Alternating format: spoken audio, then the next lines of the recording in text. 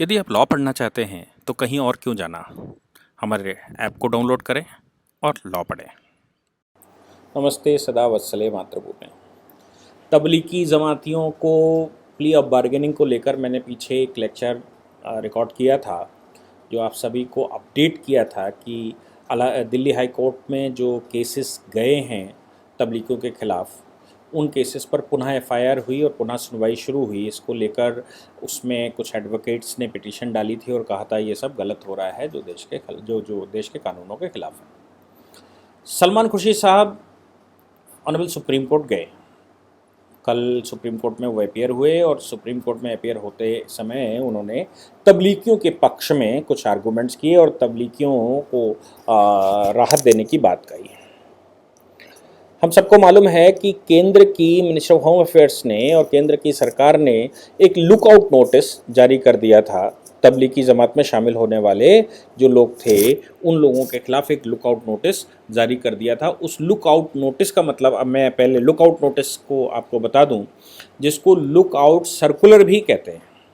Lookout notice या lookout circular का मतलब होता है कि किसी भी व्यक्ति की जो ट्रैवलिंग करने के लिए भारत में आया, जो भारत में घूम रहा हो, ऐसे व्यक्ति को पुलिस को तलाश है क्या। तबलीगी जमात में जो लोग शामिल हुए उन लोगों के खिलाफ लुकआउट नोटिस होम अफेयर्स ने जारी करके रखा था। और लुकआउट नोटिस का मतलब ये था कि इन तबलीगियों में से कोई भी व्यक्ति देश छोड़ते समय या देश के बाहर तो नहीं जा रहा है, इसलिए एयरपोर्ट, बंदरगाह और जो भी रास्ते रहते हैं जहाँ से लोग देश का बॉर्डर क्रॉस करते हैं, उन जगहों पर उन लुकआउट नोटिस की कॉपी ज़रूर पहुँचाई जाती है और उनसे कहा जाता है कि इन व्यक्तियों की पहचान करें।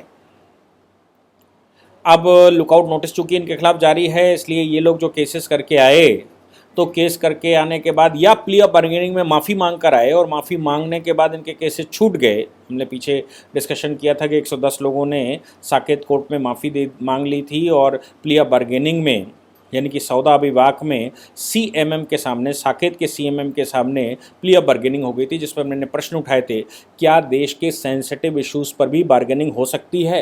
क्या सेंसिटिव इश्यूज़ जो देश की अस्मिता पर प्रश्न खड़े कर रहे हों, देश की सिक्योरिटी पर प्रश्न खड़े कर रहे हों, देश की इंटरनल व्यवस्था पर प्रश्न खड़े कर रहे हों, देश में जो धता बताकर देश के जमात में शामिल हो रहे हों, क्या ऐसे लोगों को भारत में प्ली ऑफ सौदा भी, मतलब सौदा करके छोड़ा जा सकता है? सोचना इसमें यह चाहिए कि उन कंट्रियों के क्या डिप्लोमेट्स ने हम पे संपर्क किया है, क्या उन देशों के डिप्लोमेट्स ने ये कोशिश की है कि इन लोगों को छोड़ दिया जाए। अगर डिप्लोमेटिक रिलेशन बहाल करने के लिए हम ये सब करते हैं तो एक बार समझ में आता है कि हमें उन देशों से डिप्लोमेटिक रिलेशन बहाल करने हैं, क्योंकि उन देशों के ये नागरिक हैं और भारत के कानूनों को तोड़ रहे हैं, तो हम उन देशों के साथ कुछ नए आयाम तय करें और इन लोगों को छोड़कर वहाँ दे दें डिप्लोमेटिक रिलेशंस में। लेकिन कानूनी व्यवस्था में क्या प्ली ऑफ बार्गेनिंग बिना डिप्लोमेटिक कॉजेस के संभव है या की जानी चाहिए? जिस समय हम article 2 section 265 capital ABCD CRPC की बात करते हैं, तो CRPC में भी ये व्यवस्था दी गई है कि जो समाज को गलत दिशा दिखाते हों, जो समाज पर प्रभाव डालने वाले कार्य हों, उनमें प्ली ऑफ बार्गेनिंग नहीं हो सकती।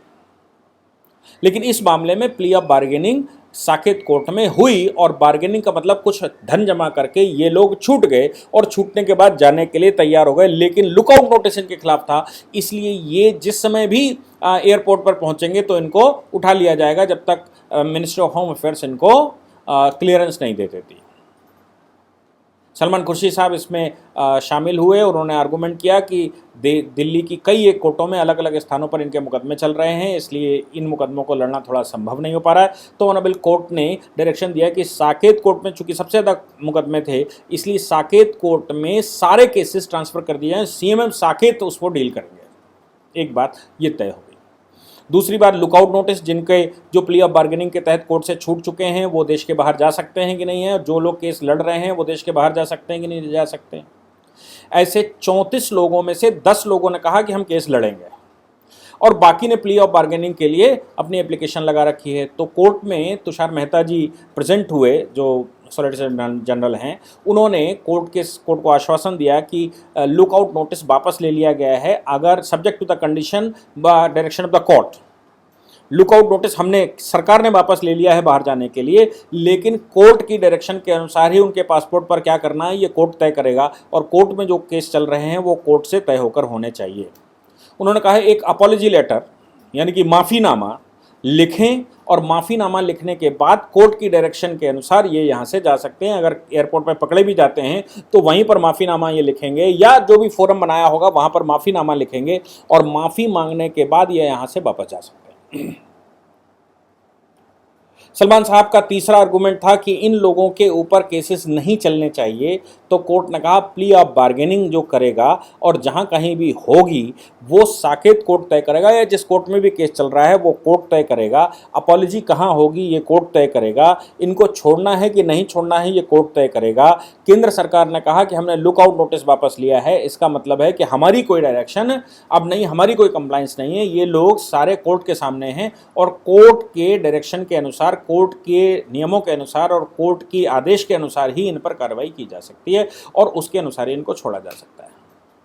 सवाल यह है कि क्या केंद्र सरकार ने भविष्य के लिए जो इनके 10 साल के वीज़ा कैंसिल किए थे और कहा था कि अगले 10 वर्ष तक ये भारत में एंट्री नहीं मार सकते क्योंकि इन्होंने वीज़ा नियमों का उल्लंघन किया है, उस केसेस को इसके साथ क्लब किया जाएगा क्या?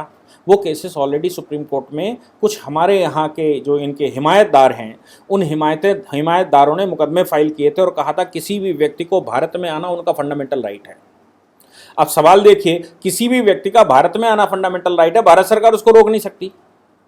अगर भारत सरकार ऐसे व्यक्तियों को रोक नहीं सकती तो फिर भारत की एक्सटर्नल अफेयर्स मिनिस्ट्री करेगी क्या? भारत का फॉरेन डिपार्टमेंट करेगा क्या? ये वीज़ा और पासपोर्ट का चक्कर ही क्यों शुरू होता है? वीज़ा पासपोर्ट को ख़त्म कर दीजिए।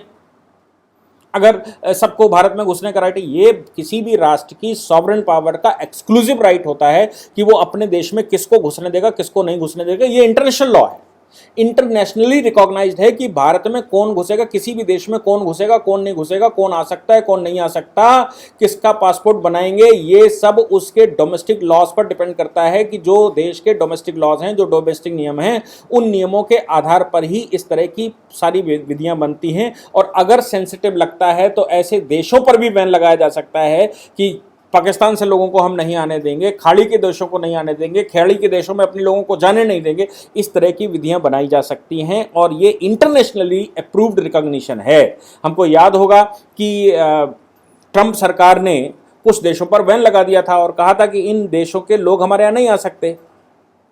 हालांकि वो यूनाइटेड स्टेट्स है, वो फेडरल कंट्री है, वो फेडरेशन है, हम यूनिटरी हैं, हमारे पास एक्सक्लूसिव पावर केंद्र सरकार के पास रहती है। उनकी बहुत सारी पावर्स उनकी स्टेट्स के पास रहती है क्योंकि वो 51 देशों से मिलकर, 50 देशों से मिलकर उन्होंने एक संयुक्त शक्ति बनाई जिसको यूनाइटेड स्टेट्स ऑफ अमेरिका कहते हैं। वो 50 के 50 अलग अलग कंट्रीज हैं जिन्होंने मिलकर ये एक यूनियन बनाई हुई है। हमारे यहाँ ऐसा नहीं है। हमारे यहाँ यूनियन पावर, केंद्र की पावर है जो एक्सक्लूसिव पावर है, वो राज्यों को भी खत्म कर सकती है, 1 से 2 राज्य बना सकती है, 2 से 1 राज्य बना सकती है, राज्यों से बाउंड्री निकालकर कोई तीसरा राज्य बना सकती है। यूनाइटेड स्टेट में ऐसा नहीं कर सकती क्योंकि वो फेडरेशन है, वो परिसंघ है। हम परिसंघ नहीं, हम संघ हैं,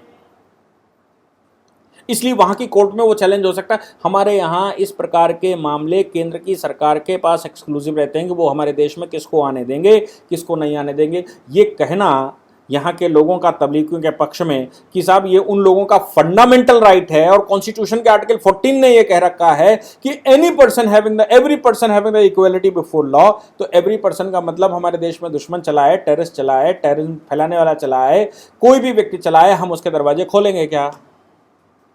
तो इन विधियों पर मुझे लगता है कि more confirmly foreigners act, passport act, इन पर हमको विचार करना पड़ेगा। इन पर हमें पूर्ण रूप से क्रिमिनल एक्टिविटी बनानी पड़ेगी और इनमें ही सारी व्यवस्थाएं हमको करनी पड़ेंगी कि भविष्य में भी ये चैलेंज ना हो सके। अभी तो तबलीगियों को थोड़ी सी राहत मिली है, लेकिन भविष्य का अभी जो 10 साल ना आने का ऑर्डर है केंद्र सरकार का, वो सुप्रीम कोर्ट में लिस्पेंडेंस है। देखते हैं क्या होता है। Thank you.